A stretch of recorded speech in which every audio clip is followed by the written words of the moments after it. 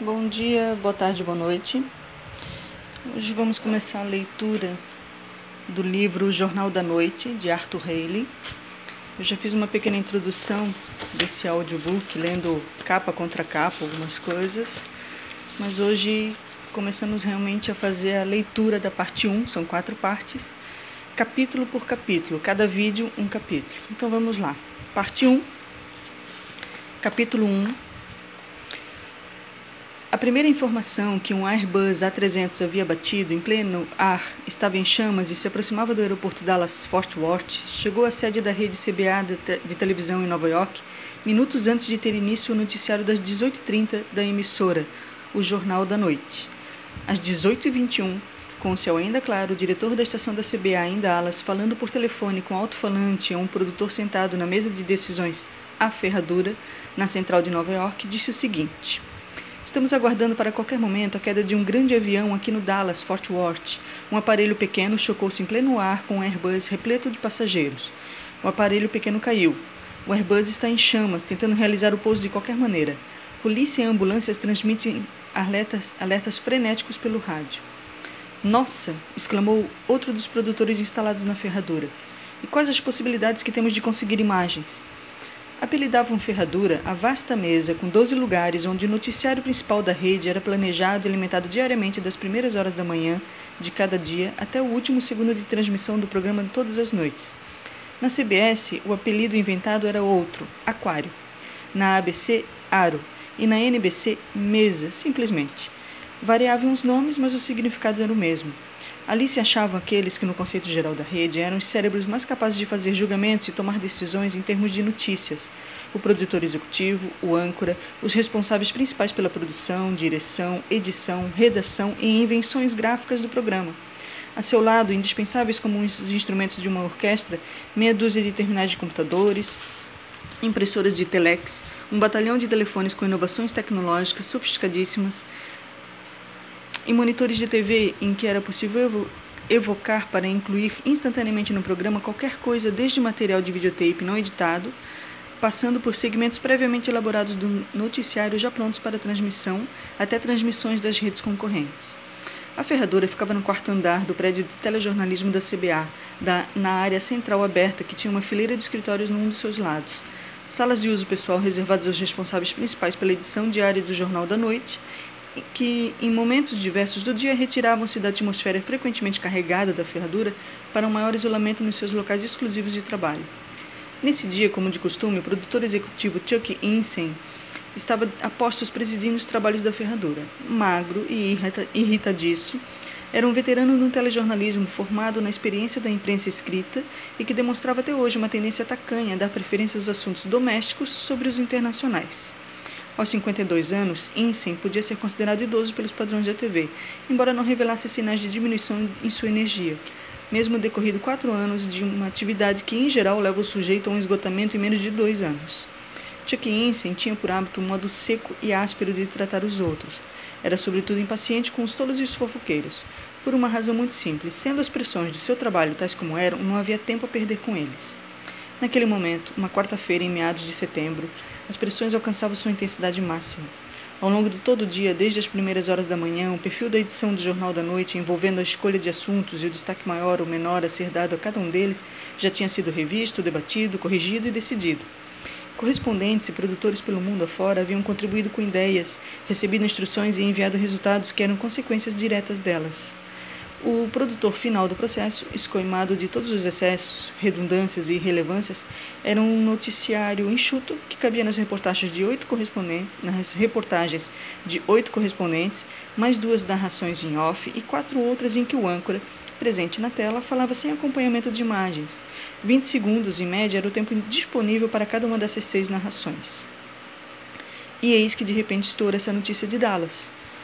E por causa dela, a menos de 8 minutos do início da transmissão do noticioso, é preciso reformular de alto a baixo a distribuição das matérias programadas. Mesmo sem saber a extensão do material de informação a ser absorvido, nem se haveria ou não imagens disponíveis dos acontecimentos em Dallas.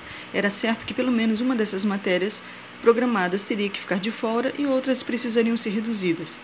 Exigências de equilíbrio e de compatibilidade com o timing do noticiário obrigavam igualmente a alterar a sequência em que tinham sido programadas as reportagens. O telejornal começaria a ser transmitido com as modificações continuando a ser feitas paralelamente à apresentação das notícias. Não era a primeira vez, volta e meia isso estava acontecendo. Esquema novo, preparem-se todos, a ordem seca e incisiva a partir de Insee. Vamos entrar com Dallas na frente. Krauf diz um texto, já temos alguma coisa no telex? Este boletim da AP que acabou de chegar, respondeu Crawford Sloane, o âncora. Estava absorvido lendo o despacho da AP que lhe fora entregue momentos antes. Sloane, cujo rosto de linhas bem pronunciadas, as mechas grisalhas nos cabelos, o maxilar proeminente, um jeitão autoritário e ao mesmo tempo tranquilizador, eram familiares aos 17 milhões de espectadores que o viam todas as noites na TV, achava-se sentado à ferradura, ocupando seu lugar privilegiado à direita do produtor executivo. Também ele era um veterano do telejornalismo, com carreira feita em cima de seus méritos pessoais e acelerada pela publicidade que lhe rendera sua atuação como respondente da CBA no Vietnã. A essa altura, depois de cobrir por algum tempo a Casa Branca e ao cabo de 3 anos como âncora do jornal na noite, Sloane tornara-se uma instituição nacional, um autêntico representante da elite da mídia. Daí a poucos minutos, Sloane se retiraria para o estúdio de transmissões. Antes disso, tratava de preparar o texto que iria dizer na abertura da edição dessa noite e para o qual usaria o que já tinha vindo de Dallas pelo telefone com alto-falante, acrescido dos fatos adicionados mencionados no despacho da AP. A matéria seria composta por ele próprio. Nem todos os âncoras redigiam seus textos, mas Sloane, sempre que possível, gostava de ser o autor da maior parte do que tinha que dizer. Só que dessa vez precisava ser bem rápido.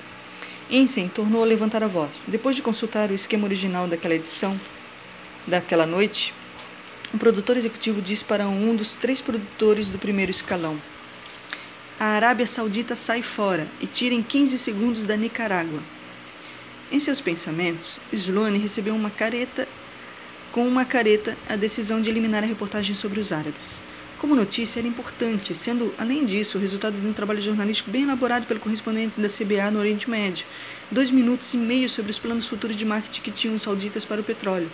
No dia seguinte, a reportagem estaria morta, porque as outras redes TV, sabia-se, tinham coberto também o assunto e iriam levá-lo ao ar essa noite.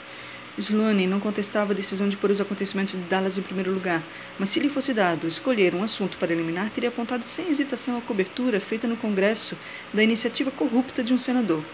O congressista propusera tranquilamente por lei a dotação de uma verba astronômica para favorecer um amigo pessoal que contribuíra financeiramente para sua campanha política. O assunto só tinha sido descoberto graças ao rigor e à insistência com que o repórter investigara tudo de cabo a rabo.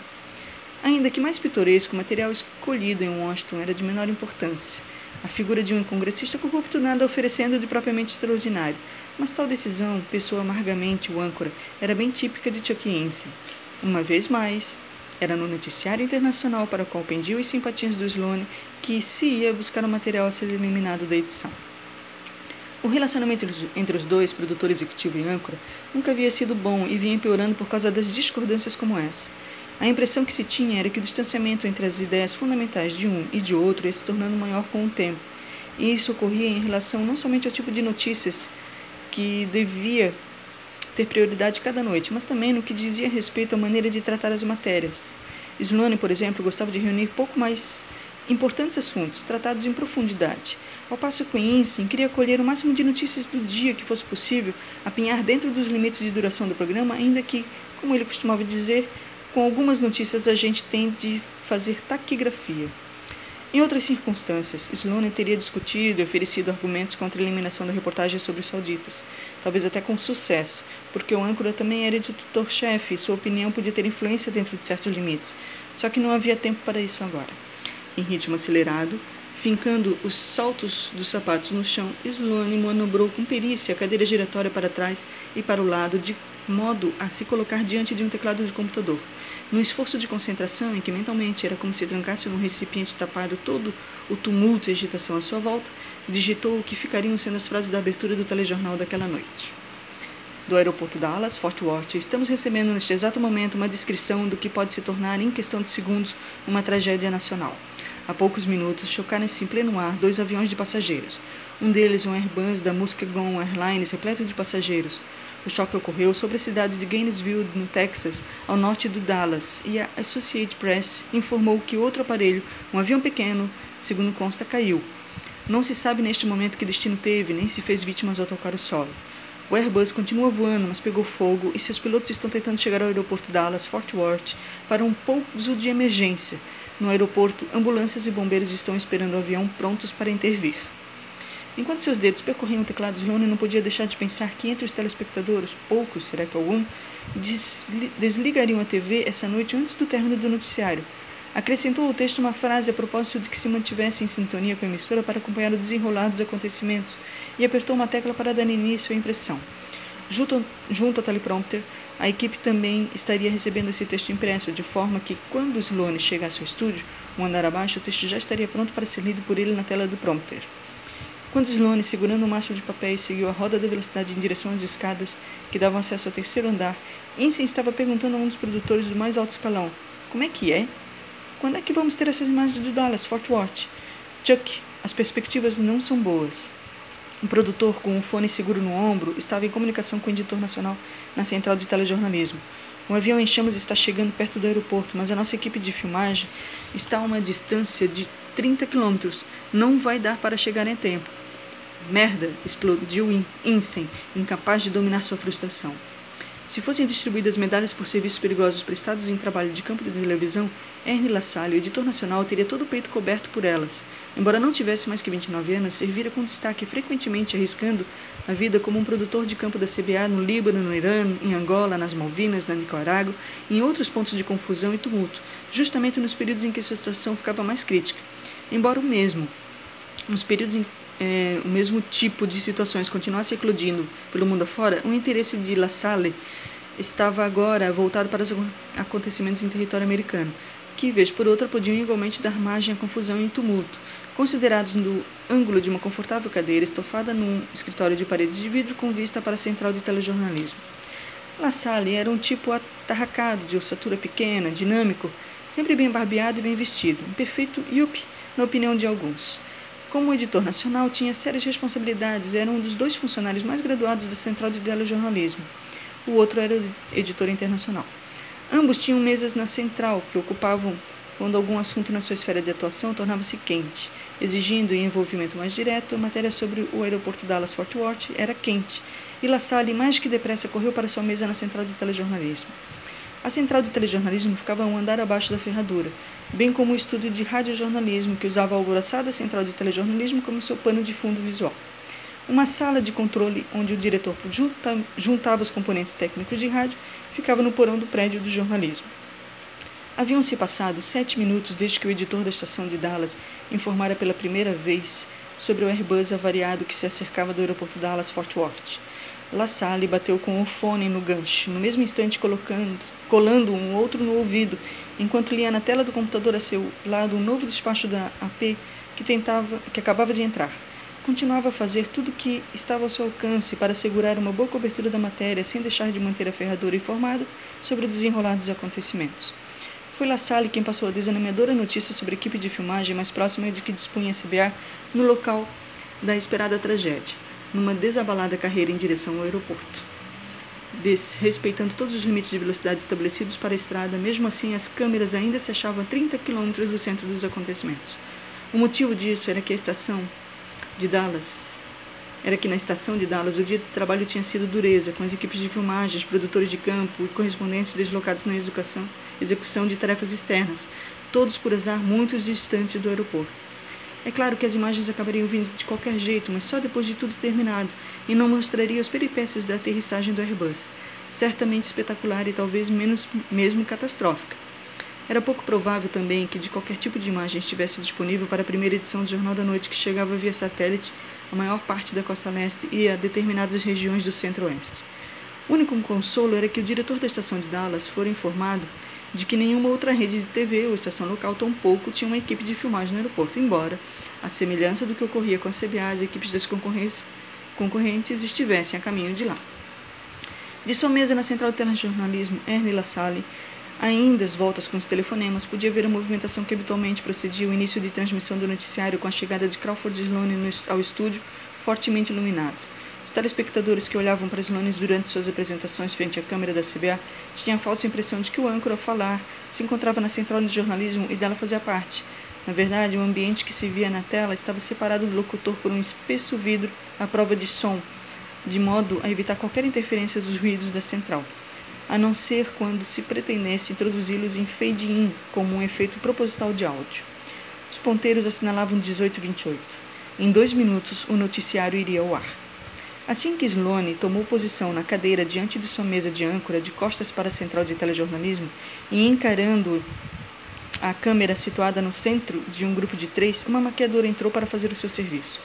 10 minutos antes, Sloane tinha sido maquiada numa saleta anexa ao seu escritório, mas no decorrer desse período suara razoavelmente, e agora a moça enxugava-lhe a testa, aplicando-lhe pó de arroz, numa sequência de toques rápidos, passava um pente em seus cabelos e completava o trabalho nestes com spray. Dando sinal de alguma impaciência, Sloane murmurou: "Obrigado, Nina." Passou os olhos nos papéis que segurava, verificando se as palavras iniciais do texto que deveria dizer ao abrir o programa correspondiam às que apareciam em letras graúdas no teleprompter à sua frente, que ele deveria ler como se estivesse olhando diretamente para os telespectadores. Os papéis que comumente os locutores eram vistos arrumando durante a apresentação do programa não passavam de uma precaução para o caso do teleprompter falhar. O contra-regra do estúdio avisou em voz bem alta: 1 minuto. Na central de telejornalismo, Ernie LaSalle de repente reteçou-se na cadeira, atento, tomado de surpresa. Cerca de 1 minuto antes, o diretor da estação de Dallas, em comunicação pelo telefone com LaSalle, interrompera por um momento, desculpando-se por ter que atender uma ligação em outro aparelho. Enquanto esperava, LaSalle podia ouvir a voz do diretor da estação, mas não o que estava sendo dito. Logo, o interlocutor de Dallas retomou a comunicação com LaSalle e a informação que então lhe passou fez com que o editor nacional sorrisse de ponta a ponta. LaSalle passou a mão no telefone vermelho sobre a sua mesa, que, ligado a altos-falantes, punham-o em contato instantâneo com todos os setores da elaboração do noticiário. Editoria Nacional, LaSalle, boas notícias. Já temos cobertura no aeroporto. Partridge, Abrams, Van Kahn estavam lá por acaso, esperando com passagens marcadas uma ponte aérea. Abrams acabou de ligar para a estação de Dallas. Eles já estão articulando para a reportagem e tomam rapidamente todas as providências. E mais, uma caminhonete para transmissão via satélite abandonou uma outra tarefa a que servia está a caminho do aeroporto, onde é esperada a qualquer momento. Foi feita a reserva do tempo de utilização do satélite para transmitir de Dallas a Nova York. Não é impossível que consigamos receber ainda tempo de ser incluídas no primeiro segmento. Apesar do enunciado lacônico que deu às suas palavras, a satisfação de LaSalle traiu-se no tom da voz, e a reação que provocou foi imediata, sob a forma de uma explosão de júbilo, meio em surdina, que da ferradura se lançou escada abaixo e alcançou os espaços do telejornalismo. Crawford Sloane, no estúdio, também deu giros com a sua cadeira e eufórico ergueu os polegares para LaSalle. Um assistente mostrou uma papeleta ao editor nacional, que, depois de passar os olhos no que ali estava escrito, retomou a comunicação pelo telefone vermelho. De Abrams chega mais este despacho. Malfadado Airbus leva 286 passageiros e 11 tripulantes. Segundo o avião envolvido no desastre, Piper Cheyenne particular, caiu Gainesville, nenhum sobrevivente. Outras vítimas, população no solo, número e gravidade não especificados. Airbus, um dos motores destroçado, tentará pousar com o motor restante. Controle tráfego aéreo informa incêndio Airbus localizado onde falta motor. Aqui termina o despacho. LaSalle pensou. Que perfeito profissionalismo em tudo que chegara de Dallas nos poucos minutos precedentes, mas também nada havia nisso de surpreendente, pois a equipe formada por Abrams, Partridge e Van Kahn gozava de justa fama por sua eficiência no telejornalismo da CBA. Rita Abrams, em outros tempos correspondente da rede, agora no primeiro escalão dos produtores de campo, destacava-se pela rápida avaliação que era capaz de fazer das situações e pela inventividade com que aprontava uma reportagem, mesmo em condições as mais desfavoráveis. Harry Partridge era um dos melhores correspondentes em atividade. Normalmente especializava-se em reportagem de guerra e, como Crawford, de cobrir a campanha no Vietnã, mas podia-se esperar dele um trabalho excepcional em qualquer outra situação. E o câmera Minh Van Kahn, vietnamita naturalizado de cidadão americano, ficará conhecido pela qualidade excelente de imagens obtidas as mais das 10 vezes em situações perigosas e com desprezo absoluto por sua própria segurança. O fato de que os 3 iam se encarregar da reportagem de Dallas era uma garantia de que o trabalho só poderia sair bem feito. 18h31 agora. O primeiro segmento do Jornal da Noite tinha começado. Mexendo nos controles que ficavam ao lado de sua mesa, LaSalle ouviu pelo monitor de som a fala de abertura a cargo de Crawford Sloane sobre o drama no aeroporto de Dallas-Fort Worth. Num dos monitores de imagem aparecia certa mão, devia ser um dos redatores, colocando subrepticiamente uma papeleta diante de Crawford. Continha evidente o despacho lido havia pouco por LaSalle. Com um discreto baixar dos olhos, assumindo o risco de um improviso, Sloane encaixou o material de última hora no texto que havia preparado. Era o tipo de coisa que o âncora sabia fazer à perfeição. No andar de cima, na ferradura, os ânimos haviam mudado depois da informação passada por LaSalle. Agora, não obstante, perdurasse o quadro de pressão e premência, havia um otimismo expansivo graças à consciência de que a situação em Dallas estava entregue às mãos competentes e que as imagens não tardariam a chegar acompanhadas de relatos e análises mais completos. Chuck Ince informava com os outros um grupo compacto concentrado no espaço da ferradura, todos checando os monitores, discutindo, tomando decisões, pesando cada segundo, cortando mais aqui e ali e reacomodando o esquema para deixar aberto o espaço a ser aproveitado com o que estava por vir. Aparentemente, a reportagem sobre o senador corrupto ia acabar tendo mesmo que ser posta de lado. Todos tinham consciência de estar fazendo o que era o seu forte, montar uma edição correndo contra o tempo e enfrentando enormes desafios. Os diálogos se cruzavam e ricocheteavam ininterruptamente. Aqui falta imagem, está muito pobre. Esse aí pode encurtar, tem que dizer mais com menos. Atenção, tape, estamos cancelando a 16 corrupção, mas pode ser que volte se não conseguirmos dá-las. Os 15 segundos finais dessa sequência estão chatíssimos, é chover no molhado, estamos dizendo o que eles estão cansados de saber. A velhinha Omar não sabe, e vai ficar sem saber, corta isso. O primeiro segmento terminou nesse instante, e entrou comercial. Temos 40 segundos de vantagem. Que foi que as concorrentes mostraram Dallas? Texto lido igual a nós, preciso de um gancho e de uma legenda rápido para caça aos narcos. Corta, não vale a pena. Sabe, o que estamos fazendo é o mesmo que meter 40 quilos de merda num saco de 20. Alguém que presenciasse esses diálogos sem nunca antes de ter experimentado a situação poderia pensar, essa gente afinal de contas é humana? Será que ninguém liga para o que está acontecendo? Não tem nenhuma emoção, não se sentem nem um pouco envolvidos, nem um pingo de sofrimento? 300 infelizes em pânico dentro de um avião que num abrir e fechar de olhos podem estar mortos. Não significam nada para essa gente? Ninguém ali está ligando a mínima? Outro alguém mais calejado no conhecimento do mundo jornalístico poderia responder. Há pessoas aqui que estão ligando sim, para quem isso não tem importância e que vão sentir muito e morrer de pena, talvez logo que termine a transmissão. Outros, quem sabe, assim que chegarem em casa, vão tomar consciência do horror de tudo isso e conforme o desfecho podem até chorar. Neste momento, porém, ninguém tem tempo para isso. São pessoas que fazem notícias, que registram o desfile incessante das coisas diante de seus olhos. O bom de mistura com o ruim, a vida como ela é, e é isso que tem que ser feito com presteza, eficiência e simplicidade, de tal modo que, como dizia um escriba de outros tempos, mesmo que passe correndo, entenda.